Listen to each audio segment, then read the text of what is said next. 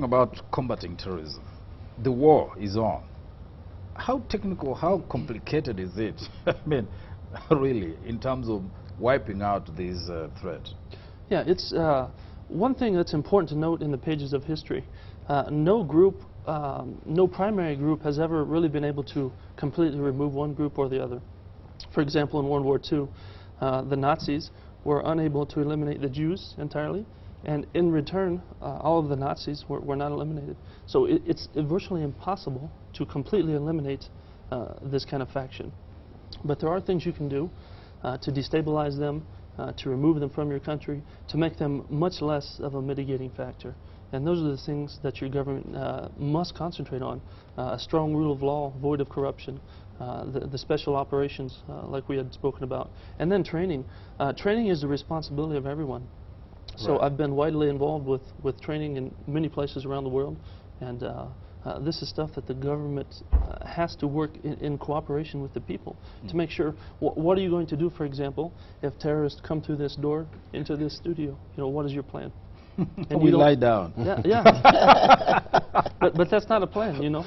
So you need to have a plan if something were to happen. Yes, it's yes. only the responsible. In your own assessment, looking at how we are, you know, I'm sure you check out the systems, and you, as a consultant, you're looking at how these things happen. And from your, you know, experience in the U.S. Air Force, are we, if I may say, combat ready or ready to confront this challenge?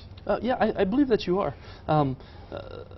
It's very difficult. There is not a perfect answer in combating terrorism. There's no perfect answer.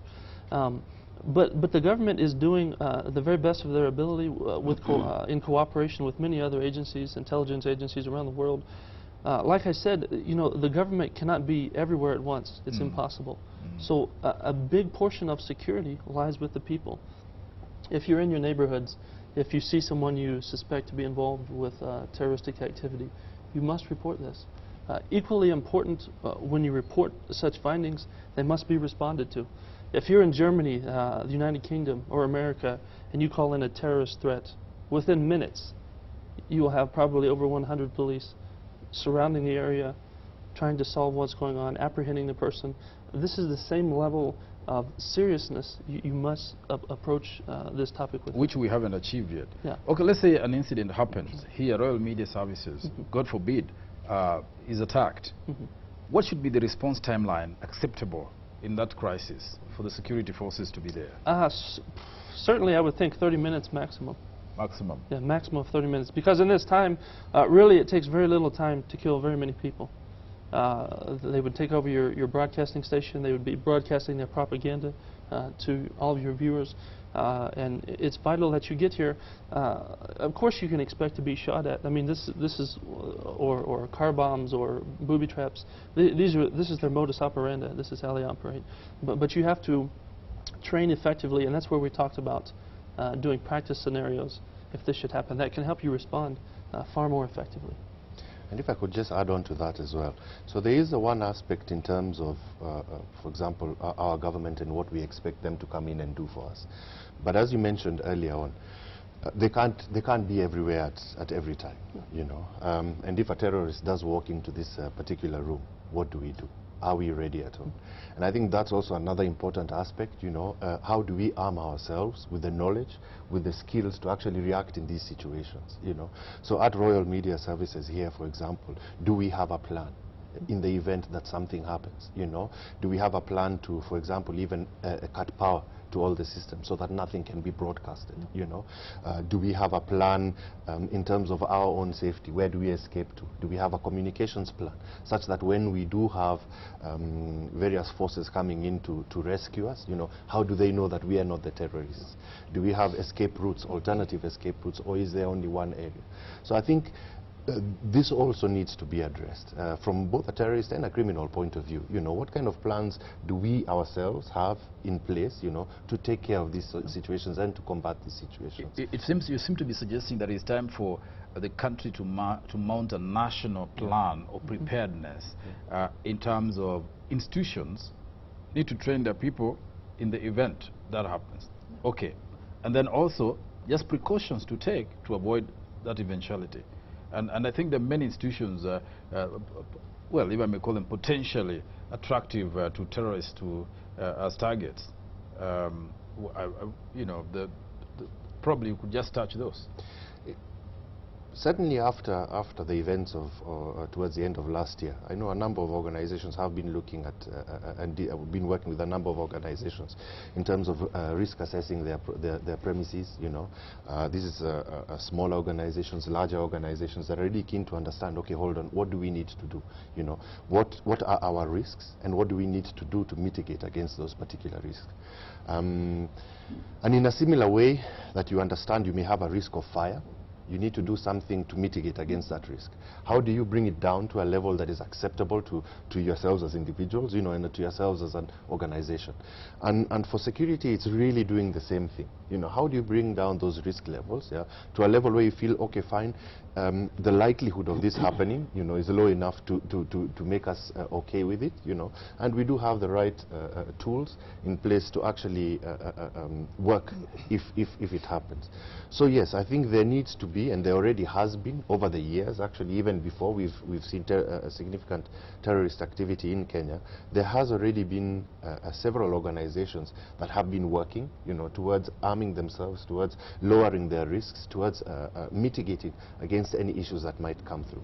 And not just from a security point of view, but from a health, safety, security and environment point of view. So it's really important to approach it from a very holistic perspective. Jonathan, you want to add something on that? Yeah, I mean, it's, like I said, there's not a perfect solution when you're combating terrorism. But it is vital. I believe that the public share an equal responsibility with the government as it relates to matters of security. You cannot sit in your house and watch a terrorist operating across the street and do nothing and say it was the government's fault. And I understand that the fear factor that terrorism causes, especially when they come into these churches and your places of work, you don't know what to do, you haven't been trained. But I always tell people, and I do volunteer training in your churches and in some of your businesses, I always tell people, you can be afraid and die, or you can be afraid and live. So simply having the knowledge of what to do, even if it means fighting.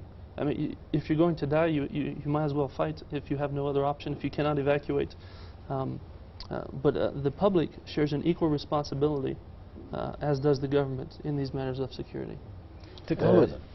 Let me go back to 9/11 and compare it to Kenya. After 9/11, the American government cracked down on anybody suspected to be Arab or Muslim or whatever.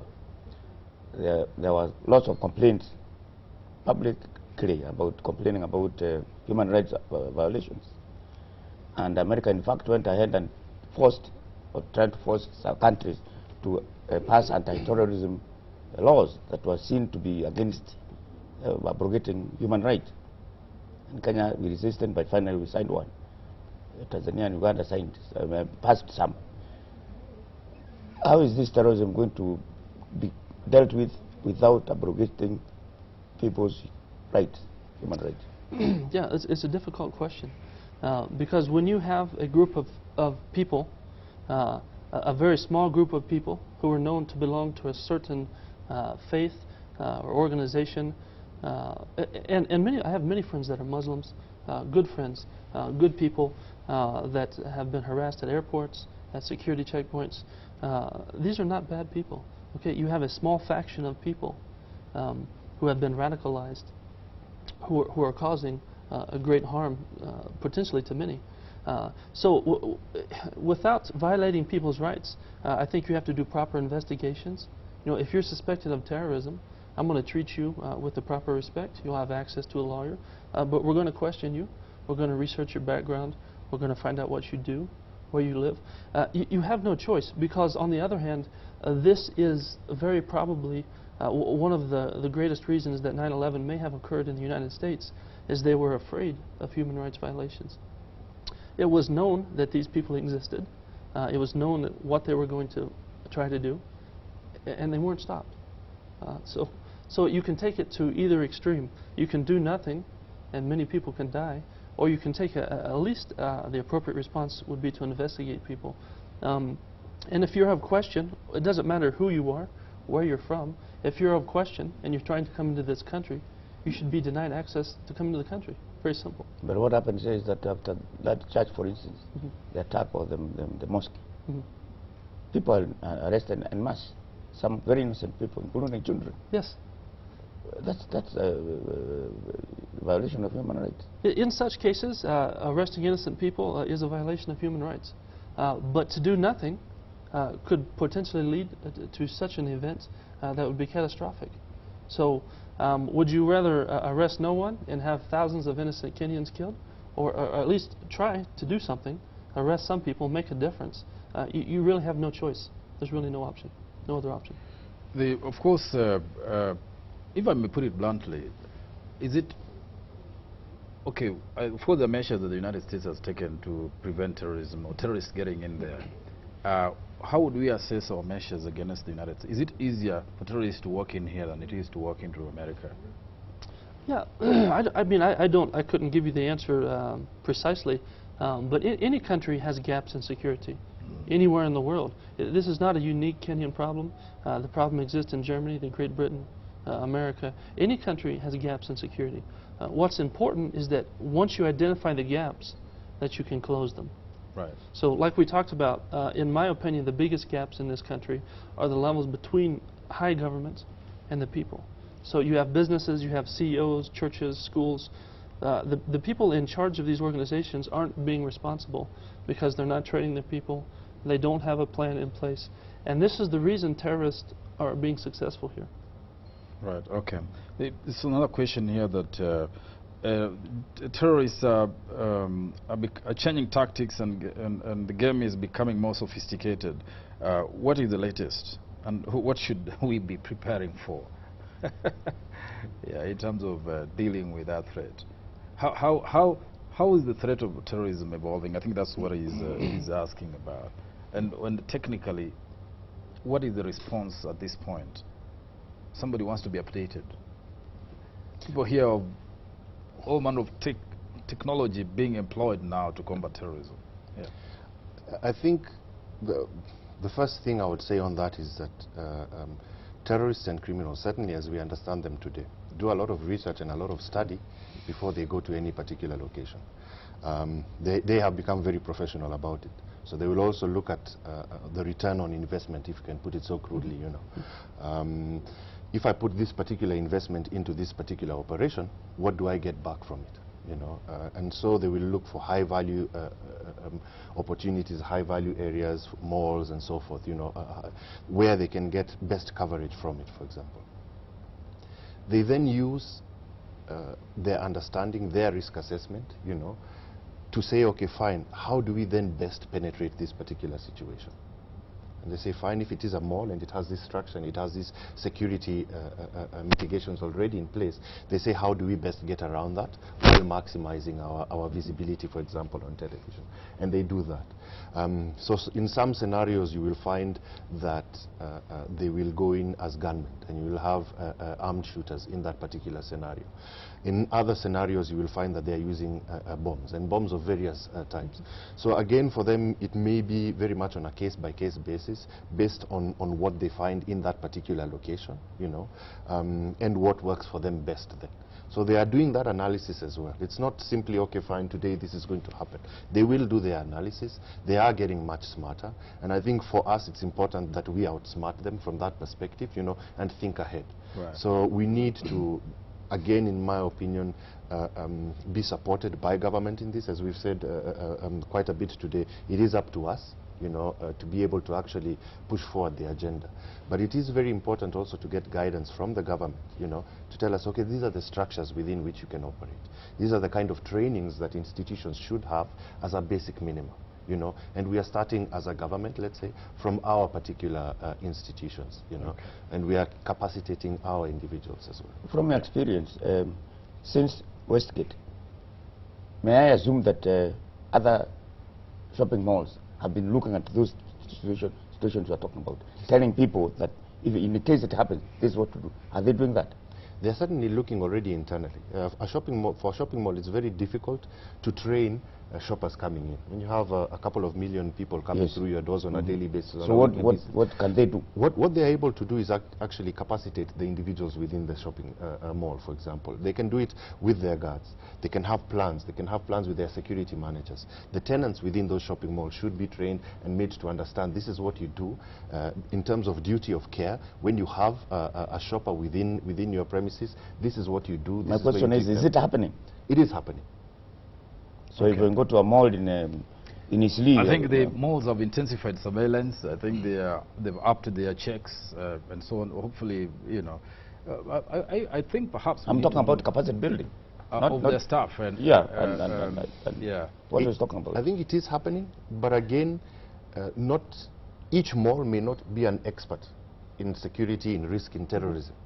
And I think, therefore, they need to get that guidance. And I think that's really where government comes in. Yeah. It places those particular, not regulations, but certainly guidelines. You know, you should follow this. Yeah. We've researched training, and we're even giving you trainers, for example, how, you know, here you go. This is the training material. This is how you should combat this particular scenario. So I think that really needs to also just be a brief one through. final, because we're coming to an end from you. Do you think the government agencies are receptive, are engaging properly with you people in the private sector or consultants on security? Are they amenable? Are they approachable? They are approachable. I know They're Salama engaging your sector, the private security system. We are certainly engaging each other quite a bit. I know Salama Fikira has been, for example, engaging with the government, with the police at many levels, you know, for years now. Right. I know other security companies have been doing the same. I think it's important that guidelines now also come through, you know, and a goodwill, a significant agenda and goodwill driving this process through and saying, listen, we can actually do this, you know, and we can improve from day to day. And publicly through the mass media, guidelines on what ought to do or what you need to do. I mean, the government ought to go out on a big platform on just security guidelines or basic elementary security precautions. Your final word on, you know, this whole subject, something perhaps you just want to unleash. Sure. As we close the absolutely. debate, yeah. Thank you for having me here. I appreciate the opportunity. This matter of security in Kenya is unique to me. My family is Kenyan, so we've come to reside here. So this is something that's equally important to me as it is to all Kenyans. And I would my advice for the governments, for these businesses, for churches, for people who have questions about matters of security. There are people here in your country who can help you. So if you have concerns on these matters, even the poaching, the criminal poaching I've been following in the news, call the news station. They'll give you my number. We're here to help you. This is what we do. Thank you so much. That is, thank you, Jonathan Hamaker.